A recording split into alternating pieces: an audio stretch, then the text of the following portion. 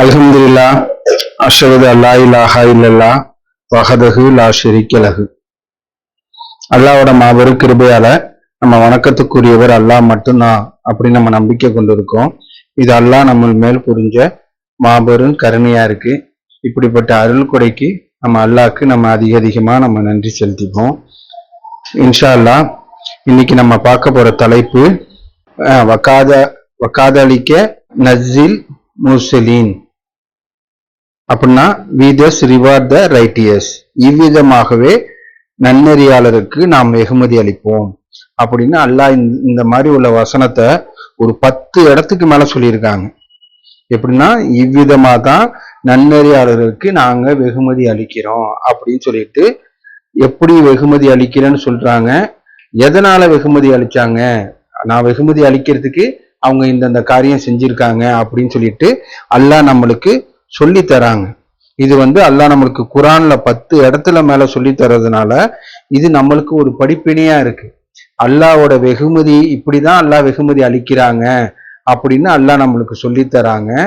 என்னென்ன காரியம் செஞ்சா வெகுமதி அளிக்கிறேன் அப்படின்னு சொல்லிட்டு அல்லாஹ் நம்மளுக்கு புரியுற மாதிரி ஒரு நடந்த ஒரு ஒரு சம்பவத்திலேருந்து அந்த எக்ஸாம்பிளும் சொல்லி இந்த மாதிரி நடந்துச்சு, இந்த மாதிரி அவங்க நடந்தாங்க, இப்படி நடந்ததுக்காக நான் இந்த மாதிரி வெகுமதி அளிச்சேன் அப்படின்னு சொல்லிட்டு அல்லாஹ் இறுதி வேதமான குரான்ல நம்ம நடந்த எல்லா வேதத்தையும் உள்ளடக்கியதா அதுலேருந்து உள்ள ஸ்டோரியிலேருந்து நம்மளுக்கு ஒரு படிப்பினையா சொல்லியிருக்காங்க. ஏன்னா குரான் அல்லாஹ்கிட்டேருந்து நம்மளுக்கு வந்த ஒரு லவ் லெட்டர் மாதிரி. லவ் லெட்டர்னா நேசத்துக்குரியவங்க. இப்போ உதாரணத்துக்கு ஒரு நேசத்துக்குரியவங்க பெற்றோர்கள் பிள்ளைக்கு நேசத்துக்குரிய லெட்டர் எழுதுன்னா என்னென்ன ஒரு இன்ஸ்ட்ரக்ஷன் கொடுக்குன்னு என்ன சொல்லுவாங்க, என் மகனே இந்த மாதிரி இந்த வேலை செய்யி, இது செய்யாத, இதை அவாய்ட் பண்ணிக்கோ அப்படின்னு. ஒரு டாக்டர் ஒரு நோயாளிக்கு ஒரு நேசத்தோட கொடுக்குற அட்வைஸ் என்ன, இந்த இதெல்லாம் அவாய்ட் பண்ணிங்க, இந்த இதெல்லாம் செய்யுங்க, இது செய்யாதுங்க அப்படின்னு சொல்றது. ஒரு பிஸ்னஸ் அட்வைசரு அதாவது இப்போ பெற்றோர் தன் பிள்ளைக்கு தொழில் சொல்லும் போது என்ன சொல்லி கொடுப்பாங்க, இந்த மாதிரி நேர்மையா வேலை செய்யி, நீ குறுக்கு வழியில சம்பாதிச்சானோ அது நிலைக்காது, அது லாங் டைமுக்கு அது ஆகாது, இதுல தான் பறக்கத்து இருக்கு. அந்த மாதிரி ஒவ்வொருவங்களும் அடுத்த மற்றவங்களுக்கு ஒரு அட்வைஸ் சொல்ற மாதிரி அல்லாஹ் நம்ம மூமீன்களுக்கு, நன்னறியாளர்களுக்கு, நம்பிக்கையாளர்களுக்கு இது ஒரு லவ் லெட்டர் மாதிரி குரானை கொடுத்துருக்காங்க. இந்த இதை செய்யுங்க, இதை செய்யாதுங்க, இதெல்லாம் தவிர்த்துக்குங்க, இதெல்லாம் அவாய்ட் பண்ணிங்க, அந்த மாதிரி சொல்லிட்டு ஒரு ஒரு பெற்றோர் எப்படி ஒரு பிள்ளைக்கு சொல்லுவாங்களோ அந்த மாதிரி அல்லாஹ் நம்மளுக்கு சொல்லியிருக்காங்க. அந்த வகையில இந்த மாதிரி தான் நான் வெகுமதி அளிப்பேன் அப்படின்னு சொல்லிட்டு அல்லாஹ் ஸ்டோரி சொல்லியிருக்காங்க. இது கடவுளோட வாக்குறுதியா இருக்கு, கேரண்டி. ரப்புல் ஆலமீன் பிரம்மஜத்தின் ரட்சகரான அல்லாஹ்கிட்டேன்னு வந்த வாக்குறுதி, கேரண்டி. நம்ம அரசியல்வாதி பேர் சொல்லிடலாம், இதெல்லாம் இவரோட கேரண்டி. ஏதாவது ஒரு ப்ராடக்ட் நேம் சொல்லி இதுக்கு நாங்க கேரண்டி அப்படின்லாம் நம்ம விளம்பரம் வர்றது நம்ம பார்க்குறோம். இது அல்லாஹ்வோட கேரண்டி. அதெல்லாம் உறுதிப்பாடு இல்லை, பிராண்டு மாறிடலாம் அல்லது அரசியல்வாதி வாக்குறுதியை மீறிடுவாங்க. ஆனா ரப்புல் ஆலமீனான அல்லாஹ் வாக்குறுதியை 100% காப்பாற்றுவாங்க. அதுதான் சத்தியம். அப்படிப்பட்ட கேரண்டியா இருக்கு.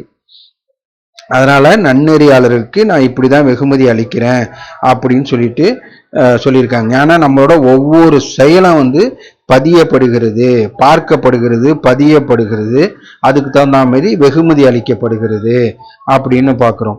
49:13 அல்லாஹ் சொல்லும் போது, கடவுளின் பார்வையில் உங்களில் மிகவும் சிறந்தவர் நன்னெறியாளர்கள். அல்லாஹ்வோட பார்வையில சிறந்தவங்க யாருன்னா நன்னெறியாளர்கள் தான். ஆணா இருந்தா பெரியவங்க, அல்லது பெண்ணா இருந்தா பெரியவங்க, அல்லது அரபு நாட்டுல பிறந்தவங்கன்னா பெரியவங்க, அப்படி இல்லாட்டி வெள்ளை கலர்ல பிறந்தா பெரியவங்க, அந்த எந்த கேட்டகரியும் கிடையாது. அல்லது பணக்காரங்களா இருந்தாதான் பெரியவங்க, அல்லது ஒரு ஒரு 2-3 டிகிரியாவது படிச்சிருக்குன்னு, மார்க் இத்தனை % மேல எடுத்துக்குன்னு எந்த கேட்டகரியும் கிடையாது.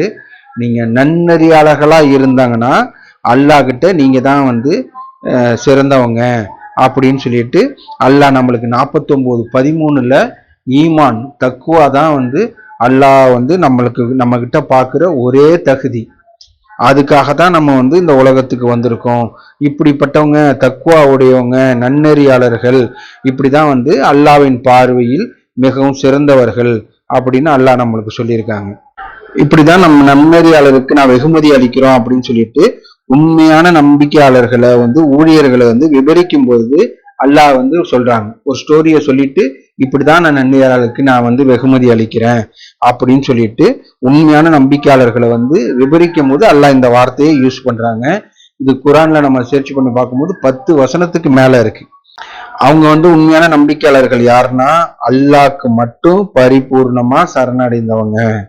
அல்லாஹ்வுடன் யாருக்கும் எதுக்கும் அல்லாஹ்வை சார்ந்திராம எந்த சக்தியும் இல்லை. அல்லாஹ்வை சார்ந்திராம எந்த அதிகாரிக்கோ சக்தி இல்லை. அல்லாஹ்வை சார்ந்திராம எந்த சொத்துக்கோ எந்த பேங்க் பேலன்ஸுக்கோ எந்த அரசியல்வாதிக்கோ அல்லது எந்த டெக்னாலஜிக்கோ எதுக்குமே சக்தி இல்லை. எல்லாத்துக்கும் அல்லாஹ்வை சார்ந்துதான் சக்தி இருக்கு. மெயினா நம்மளுக்கு அல்லாஹ்வை சார்ந்திராம நம்மளுக்கு சக்தி இல்லை. ஏன்னா நம்ம நினைக்கிறோம் ஒரு அமௌண்ட் எல்லாம் சின்ன அமௌண்ட் எல்லாம் சொல்லும் போது அது நான் ஏற்பாடு பண்ணிடுவேன். ஏதாவது சின்ன வேலை சொல்லும் போது அது நான் முடிச்சிடுறேன் அப்படின்னு சொல்லிட்டு அல்லாஹ்வை சார்ந்திராம நம்மளை உயர்த்திக்கிறோம்ல. அதுதான் ஒரு பெரிய அது ரொம்ப டீப்பா பார்க்க போகும்போது அது ஒரு தப்பான காரியமா இருக்கு. எது இருந்தாலும் இன்ஷா அல்லாஹ் நாடுனா அதை செய்யறேன். ஈவன் எவ்வளவு சின்ன அமௌண்ட்டா இருந்தாலும் சரி. ஏன்னா நம்ம சின்ன அமௌண்ட்டுக்கெல்லாம் அல்லாவே நினைக்க மாட்டேங்கிறோம். இப்போ ஒரு உடம்பு சரியில்லைன்னா ஒரு ஜுரம் அல்லது ஜலதோஷம் அப்படின்னு இருந்துச்சுன்னா நம்ம அல்லாவே நினைக்க மாட்டேங்கிறோம். அல்லாவோட அல்லால அது நம்ம சரி பண்ணிக்கணும். அதுக்காக சொல்லி காமிக்கிறேன். ஏன்னா இதுதானே நம்ம போய் ஒரு 10 ரூபாய் 20 ரூபாய்க்கு டேப்லெட் வாங்கி போட்டா சரியாயிடும் அல்லது டாக்டர்கிட்ட போய் ஒரு 100-200 ரூபாய்க்குள்ள சரியாயிடும் அப்படின்னு சொல்லிட்டு நம்மளா ஒரு அமௌண்ட் நிர்ணயிச்சிருக்கோம். அதுக்குள்ள இருந்துச்சுன்னா பிரச்சனை இல்லை அப்படின்னு.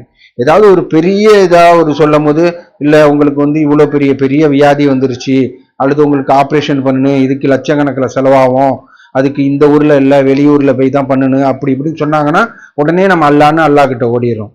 அந்த வரம்பு நம்மளா நினைக்கக்கூடிய எவ்வளவு சின்ன இதா இருந்தாலும் உண்மையான நம்பிக்கையாளர்கள் அல்லாவை சார்ந்து இருப்பாங்க. சின்னதோ பெருசோ அவங்களுக்கு அல்லாவை பொறுத்த வரைக்கும் அமௌண்ட் பிரச்சனை இல்லை. அல்லாவை பொறுத்த வரைக்கும் சின்ன நோய் பெரிய நோயின்னு எந்த கேட்டகரியும் அல்லாஹ்க்கு இல்லை.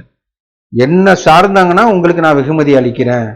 என்கிட்ட அடி பண்ணியிருந்தாங்கன்னா என்கிட்ட சரணடைந்தாங்கன்னா நான் உங்களுக்கு வெகுமதி அளிக்கிறேன் அப்படிதான் அல்லாஹ் சொல்லியிருக்காங்க. ஏன்னா உண்மையான முஹ்சின்கள் யாருன்னா ஹஸ்புனல்லாஹு நிஅமல் வக்கீல். அவங்க ஒரு இன்னல்கள் எதிர்கொள்ளும் போது நான் நாங்க அல்லாஹ்வுக்குரியவர்கள், நான் அல்லாஹ் தான் எங்களுக்கு போதுமானவர், அல்லாஹ் தான் எங்களுக்கு பாதுகாவலர் அப்படின்னு சொல்லுவாங்க அப்படின்னு சொல்லிட்டு நம்ம பார்க்கிறோம். அவங்க நன்னறியான காரியம் முஹ்சினின் அப்படின்னு உள்ளது அவங்க நன்னறியான காரியங்கள் செய்யுங்கிற மட்டும் இல்லை, அந்த காரியங்களை அல்லாஹ்வுக்காக செய்யறது. இதுக்கு அல்லாஹ் ஒரு சின்ன எக்ஸாம்பிள் நம்மளுக்கு சொல்லி காமிச்சிருக்காங்க. ஆனா நன்னறிங்கிறது தூய்மையுடன் அல்லாஹ்க்கு மட்டும் அடிபணிஞ்சு செய்யறது அப்படின்னு. ஃபார் எக்ஸாம்பிள் தர்மம் நன்னறியான காரியங்கள் நம்ம எல்லாரும் நம்ம சொல்லிடுவோம். ஒரு ஆளுக்கு நம்ம சாப்பாடு வாங்கி கொடுக்கறது அல்லது அவங்களுக்கு அவங்களுக்குள்ள தேவைக்கு உள்ள பணத்தை கொடுத்து இது தர்மம் கொடுக்கறது நன்னறியான காரியங்கள் அப்படின்னு. அல்லாஹ் ஒரு எக்ஸாம்பிள் சொல்லியிருக்காங்க. சூரா 2 வசனம் 226. அந்த வசனத்தை படிக்கிறேன். அவுது பில்லாஹி மினஷ் ஷைத்தானிர் ரஜீம். பிஸ்மில்லாஹிர் ரஹ்மானிர் ரஹீம். நம்பிக்கை கொண்டோரே, உங்களைத்தான் கடவுள் மற்றும் இறுதி நாள் மீது நம்ப மறுக்கின்ற அதே சமயம் காட்டிக் கொள்வதற்காக பணத்தை செலவிடுகின்ற ஒருவன் போல் நிந்தித்தல் மற்றும் அவமதித்ததால் துன்புறுத்தல் மூலம் தங்களுடைய தர்மங்களை பயனற்றதாக்கி கொள்ளாதீங்க அப்படின்னு.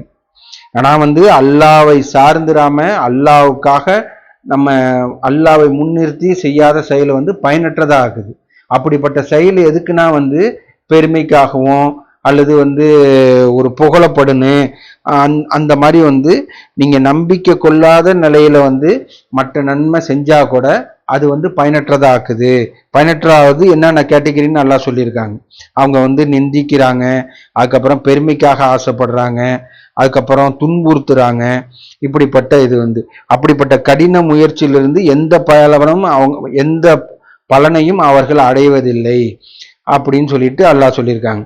அதனால முஹ்சினீன் அப்படின்னா அவங்க நன்னறியான காரியங்கள் செய்வாங்க. இது அல்லாஹ்வுக்காக செய்வாங்க, அல்லாஹ் சொல்லியிருக்காங்க அப்படின்னு. அதை வந்து அல்லாஹ் ஒரு வசனத்துல சொல்லியும் காமிச்சிருக்காங்க நம்மளுக்கு. முஹ்சினின் வந்து நம்பிக்கையாளர்கள், நன்னெறியாளர்கள் வந்து தர்மம் கொடுக்கும் போது நான் உங்கள்கிட்ட இருந்து எந்த பலனையும் எதிர்பார்க்கல. நீங்க வந்து எனக்கு வந்து தேங்க்ஸ் சொல்லுவாங்க, 4 பேர்கிட்ட போய் இவன் தான் எனக்கு ஹெல்ப் பண்ணா, இவன் இல்லாட்டி நான் வந்து இவ்வளோ பெரிய ஆள் ஆயிருக்க மாட்டேன் அப்படின்னு சொல்லிட்டு 4 பேர்கிட்ட போய் சொல்லு, அல்லது போஸ்டர் அடிச்சு நன்றி போஸ்டர் அடிச்சு ஒட்டு, அந்த மாதிரி உள்ள பலன்லாம் எதிர்பார்க்க மாட்டாங்க. அவங்க பலனை வந்து ரப்புல் ஆலமீன் அல்லாஹ்கிட்டேருந்து தான் பலனை எதிர்பார்ப்பாங்க. அல்லாஹ்கிட்ட பலனை எதிர்பார்த்து நம்ம செய்யற நன்மை தான் வந்து வெகுமதி அளிக்கிறது. பேருக்காகவும் புகழுக்காகவும் ஏதாவது ஒரு காரியங்களை எதிர்பார்த்து செய்யறது வந்து பயனற்றதாது. அது அல்லாஹ் ஒரு உதாரணத்தை கூட சொல்றாங்க. ஒரு படலம், ஒரு பாறை மேல படிஞ்ச மண் இது மாதிரி, அது வந்து ஒரு ஒண்ணுமே பயனற்றதா ஆயிடுது, பயனற்ற பாறை ஆயிடுது, கழுவிட்டு போயிடுது அப்படின்னு சொல்லிட்டு அல்லாஹ் சொல்லியிருக்காங்க. அதனால அல்லாவை முன்னிறுத்தி நம்ம வந்து நன்னறியான காரியம் செய்யணும். இப்படிப்பட்டவங்க தான் வந்து முஹ்சினீன் அப்படின்னு அல்லாஹ் சொல்லியிருக்காங்க.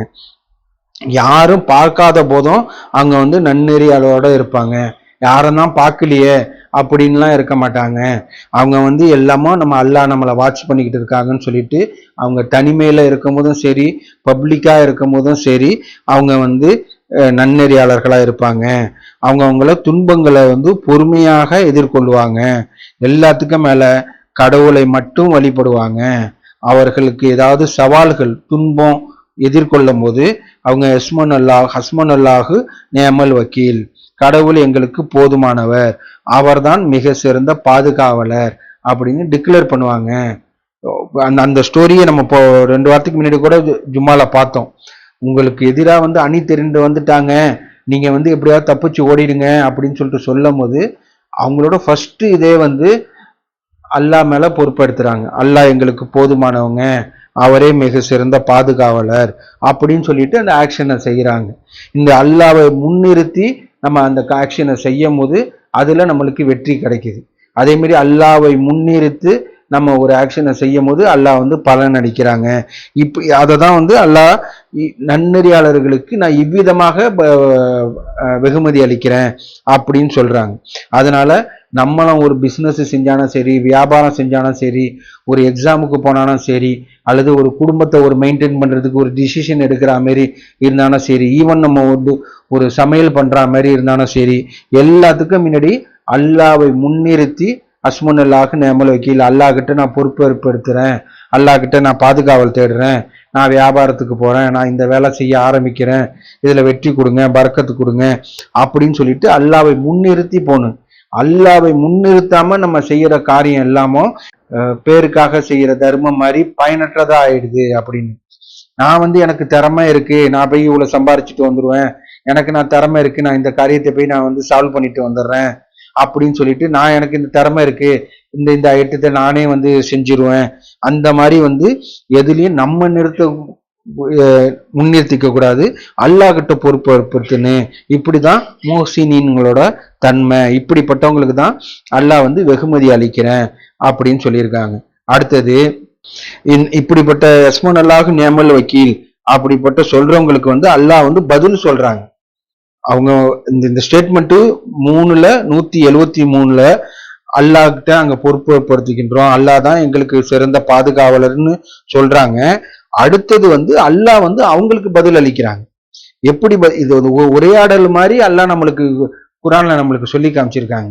ஏன்னா இது எதுக்கு சொல்லி காமிச்சிருக்காங்கன்னா, நீங்களும் அந்த மாதிரி சொல்லுங்க, உங்களுக்கும் பிரச்சனை வரும். ஏன்னா நம்ம போன வாரம் இதுல பார்த்தோம், இந்த பிரச்சனை இல்லாத வாழ்க்கையே கிடையாது, துன்பம் இல்லாத வாழ்க்கையே கிடையாது, சோதனை இல்லாத வாழ்க்கையே கிடையாது. இதெல்லாம் நம்ம கடந்து போனேன். அதை நன்னறியாளர்கள் வந்து அந்த பொறுப்பை எடுத்து தான் தலைக்கு மேல வச்சுக்காம அல்லாஹ் கிட்ட பொறுப்பை ஒப்படைச்சிருவாங்க அப்படின்னு பாக்குறோம். இப்படிப்பட்டவங்க தான் வெற்றியாளர்கள்னு பாக்குறோம். இப்படிப்பட்டவங்களுக்கு வந்து அல்லாஹ் வந்து பதில் அளிக்கிறாங்க. சூரா 3 வசனம் 174 நீங்களும் எடுத்து பாருங்க. அவர்கள் கடவுளின் ஆசிகளுக்கும் அருள் கொடைக்கும் தகுதி பெற்று விட்டனர், எந்த தீங்கும் எப்போதும் அவர்களை தீங்குவதில்லை, ஏனெனில் அவர்கள் கடவுளின் திருப்தியை அடைந்து விட்டனர், எல்லையற்ற அருள் கொடையை கடவுள் தன் வசம் வைத்திருக்கின்றார். இப்படிப்பட்டவங்க வந்து வெகுமதிக்கு வந்து தகுதி பெற்றுட்டாங்க அப்படின்னு சொல்லிட்டு அல்லாஹ் சொல்லியிருக்காங்க. இதை வந்து நம்ம மறுபடியும் நம்ம ஞாபகப்படுத்திக்கிறோம். இது நம்ம போன ஜும்மாலையும் பேசணும். வெகுமதிக்கு அருள் கொடைக்கு வந்து தகுதி இருக்கு. இப்ப எப்படி வந்து ஒவ்வொரு ஆளும் ஒரு தகுதி, இப்போ ஒரு 5வது படிக்கிற பிள்ளைக்கு வந்து நம்ம வந்து ஒரு 12வது படிக்கிற பிள்ளைக்கு உள்ள இதை வந்து எக்ஸாமை வந்து இங்க கொடுத்தா வந்து இது அவங்களால ஹேண்டில் பண்ண முடியாது. அந்த மாதிரி வந்து அருள் கொடைக்கும் தகுதி இருக்கு. அந்த அருள் கொடை உனக்கு இந்த அருள் கொடை வேணும்னா நீ அந்த மாதிரி நீ செயல் பண்ணணும்.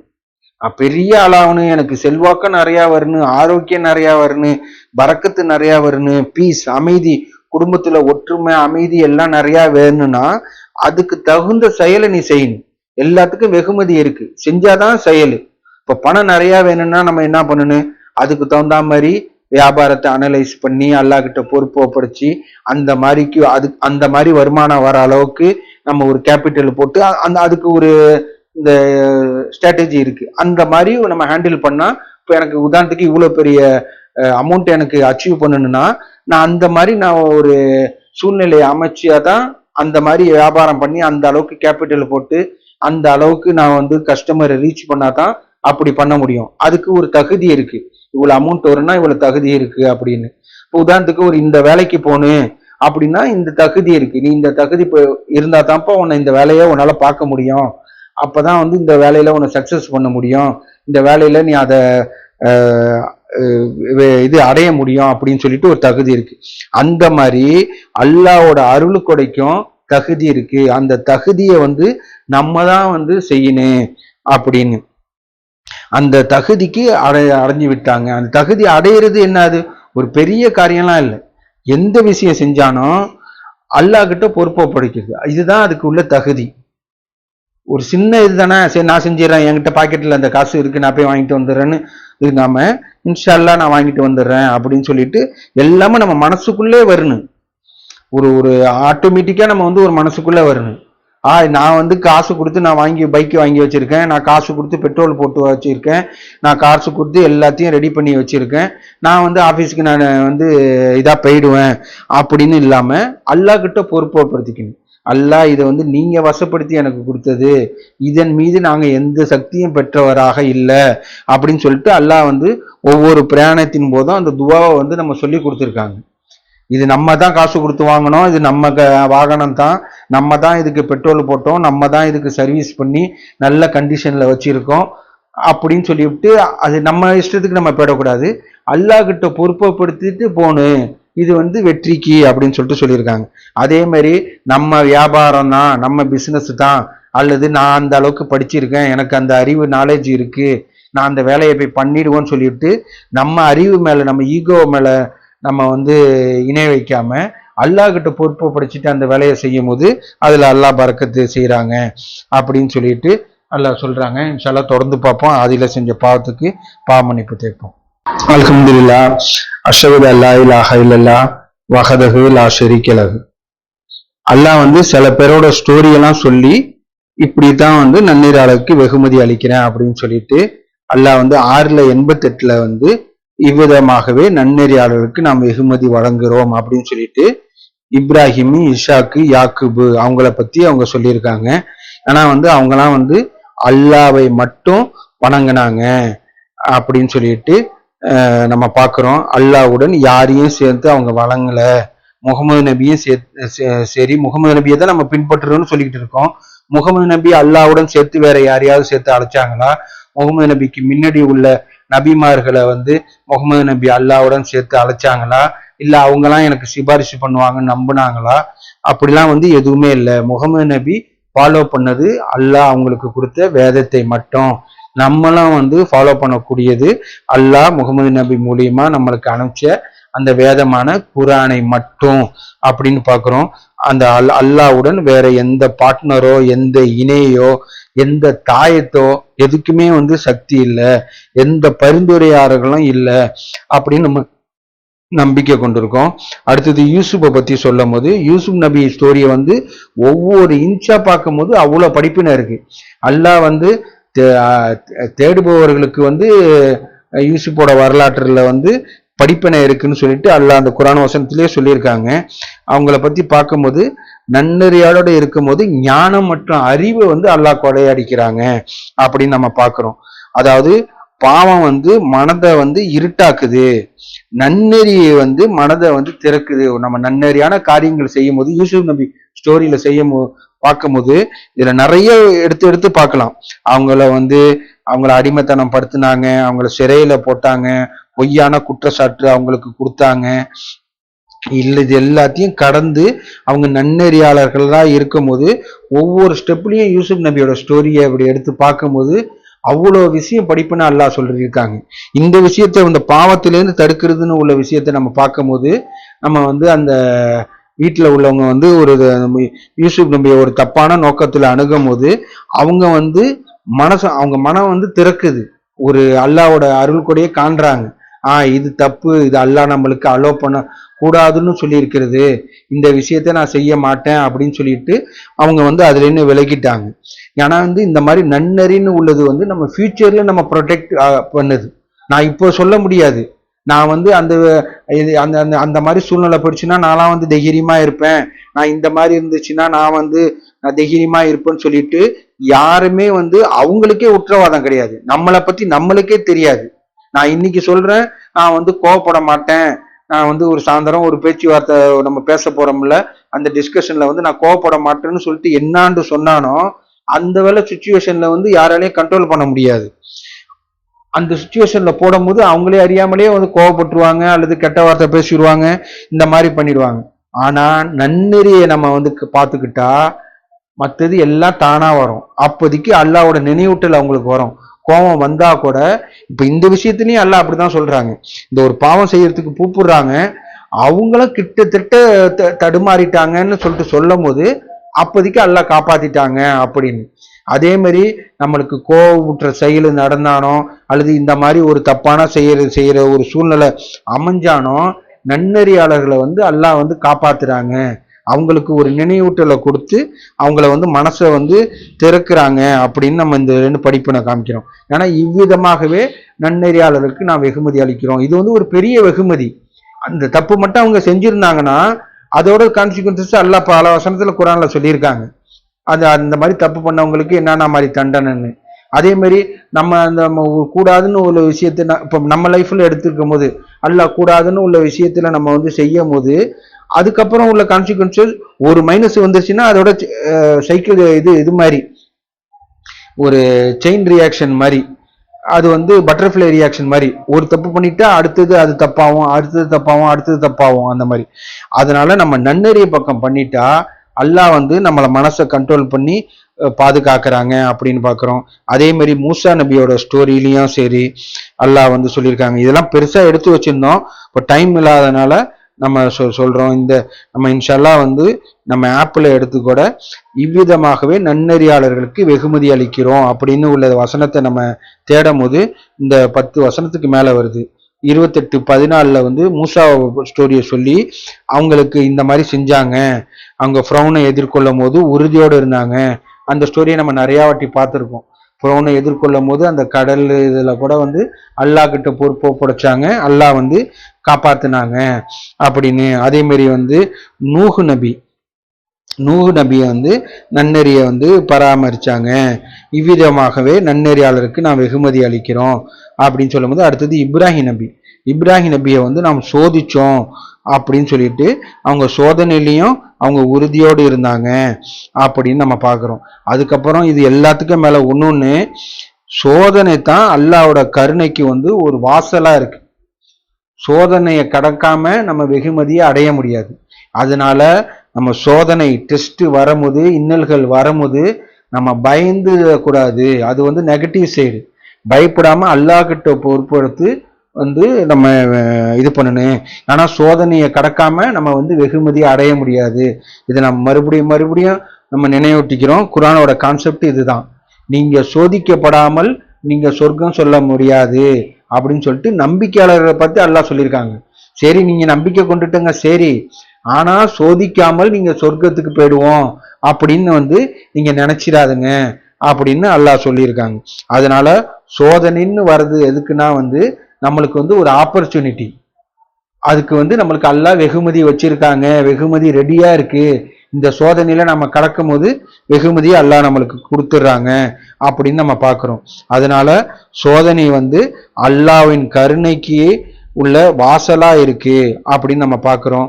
அதுக்கப்புறம் 37:21 இலியாஸ் பத்தி அல்லாஹ் சொல்றாங்க. அதுக்கப்புறம் வந்து லூத் பத்தி அல்லாஹ் சொல்றாங்க. லூத்தை பத்தி அல்லாஹ் சொல்லும் போது ஒழுக்கக்கேடான சமூகத்துல கூட அவங்க வந்து ஒழுக்கக்கேடான சீர்கேடான சமூகத்துல கூட அவங்க தூய்மையா இருந்தாங்க. நம்மளும் இப்ப கிட்டத்தட்ட அந்த மாதிரி ஒரு சமூகத்துல தான் நம்ம இருக்கோம். எங்க பார்த்தாலும் ஒழுக்கக்கேடு. ஒரு சினிமாவை திறந்தா இது ஈவன் நியூஸை பார்த்தா கூட வந்து இந்த மாதிரி செய்தி தான் நிறைய இருக்கு. அதுக்கப்புறம் வந்து வெப் சீரிஸை பார்த்தாலும் அந்த மாதிரி நிறைய இருக்கு. ஒரு புத்தகத்தை மேகசின் எடுத்து படிச்சானோ அந்த மாதிரி தான் இருக்கு. இந்த மாதிரி நம்மளை சுத்தி உள்ளது ஒரு ஒழுக்கக்கேடு சீர்கேடான இந்த சமயத்துல கூட அவங்க நன்னெறிய பராமரிச்சுக்கிட்டு வந்தாங்க. இது வந்து ஒரு முக்கியமான அடையாளமா இருக்கு வெகுமதி அடையறதுக்கு அப்படின்னு.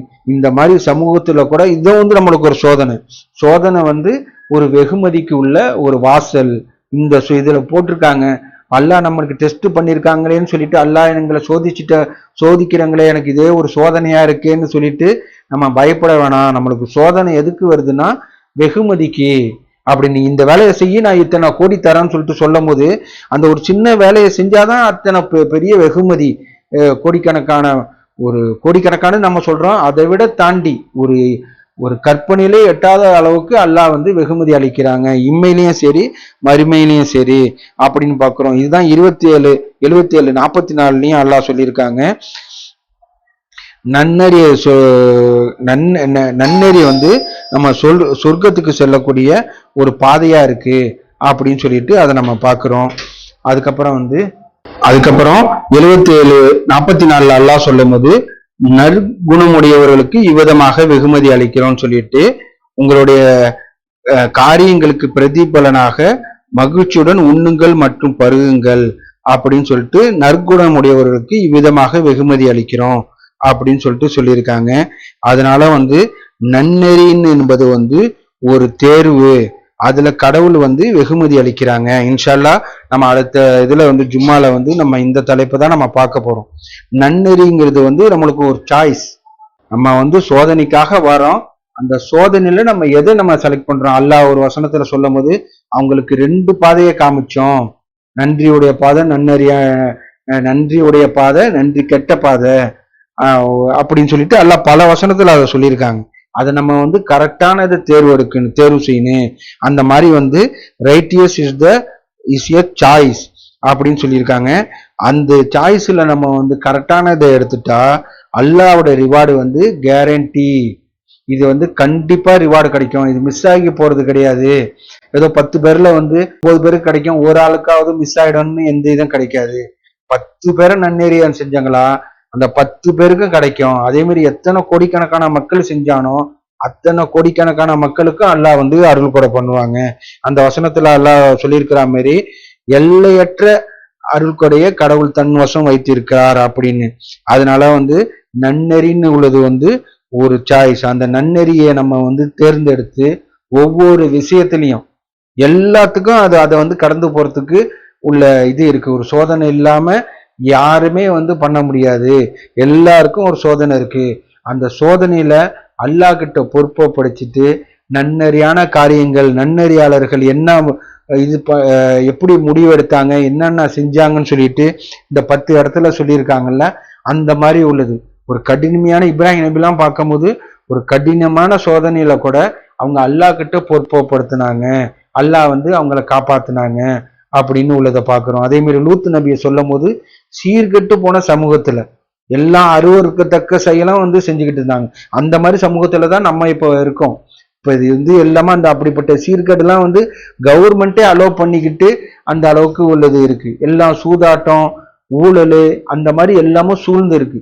இந்த மாதிரி சூழ்நிலையிலையும் நம்ம வந்து நன்னெறியாளனா இருக்கணும். உலகமே எதிர்த்தானா சரி நன்னெறியாளர்களை வந்து அல்லாஹ் காப்பாத்துறேன் அப்படின்னு சொல்லிட்டு சொல்லியிருக்காங்க. அதனால ஒரு தப்பான விஷயத்துக்கு வந்து அவன் அப்படி செய்யறானா இவன் இப்படி செய்யறானு சொல்லிட்டு ஒரு தப்பான விஷயத்த அவனாம் வந்து அப்படி செஞ்சுதானா வந்து பெரிய ஆளாம் அவனான்னு சொல்லிட்டு நெகட்டிவ் எக்ஸாம்பிள் எடுக்காம அல்லாஹ் இதுல சொல்லியிருக்கிற பாசிட்டிவ் எக்ஸாம்பிள், நன்னெறியாளர்களோட எக்ஸாம்பிளா ஒரு 10 வசனத்துக்கு மேல சொல்லியிருக்காங்க. இவ்விதமாகவே நன்னெறியாளருக்கு நாம் வெகுமதி அளிக்கின்றோம் அப்படின்னு சொல்லியிருக்காங்க. அந்த வசனத்தை எல்லாத்தையும் நம்ம படிப்போம். நம்ம இன்ஷால்லா நம்ம யூடியூப்லயும் போடும்போது அந்த 10 வசனத்துல உள்ள இதையும் அந்த 10 வசனத்தையும் டிஸ்கிரிப்ஷன்ல போடுவோம். அதை தனித்தனியா எடுத்து பாருங்க. அந்த வசனத்துல அவங்க என்ன காரியம் செஞ்சாங்க, அதுக்கு அல்லாஹ் என்ன வெகுமதி கொடுத்தாங்கன்னு சொல்லிட்டு நம்மளுக்கு ஒரு அழகிய படிப்பினையா அல்லாஹ் கொடுத்துருக்காங்க. இந்த மாதிரி ஒரு லூத் நபியை பத்தி சொல்லும் போது, ஒழுக்கக்கேடான சமூகத்துல இருந்தோம், அவங்க ஒழுக்கத்தை பேணாங்க, அவங்க நேர்மையா இருந்தாங்க, அல்லாஹ்க்கு பிடிச்சமான செயலை செஞ்சாங்க. அதே மாதிரி இப்ராஹிம் நபியை பத்தி ஸ்டோரியை சொல்லும் போது, கடினமான அவங்களை சோதிச்சுக்கும் போது கூட அவங்க உறுதியோடு அல்லாஹ் மட்டும் இருந்தாங்க. இவ்விதமாக அவங்களுக்கு வெகுமதி அளிச்சேன் அப்படின்னு சொல்லிட்டு அந்த ஒரு 10 வசனத்திலையும் எப்படி சோதிச்சோம், அவங்க என்ன செஞ்சாங்க, என்ன வெகுமதி அளிச்சோம் அப்படின்னு சொல்லிட்டு அல்லாஹ் ஒரு படிப்படியா நம்மளுக்கு சொல்லியிருக்காங்க. இன்ஷா அல்லாஹ் அது எல்லாத்தையும் நம்ம படிச்சு அதை நம்ம வாழ்க்கையில செயல்படுத்தி இம்மையிலையும் மறுமையிலையும் வெற்றி அடைகிறதுக்கு அல்லாஹ் நம்மளுக்கு அருள் புரியட்டும். தொழுகையை நிலைநாட்டுவோம். வைக்கும் முஸ்ஸலாம்.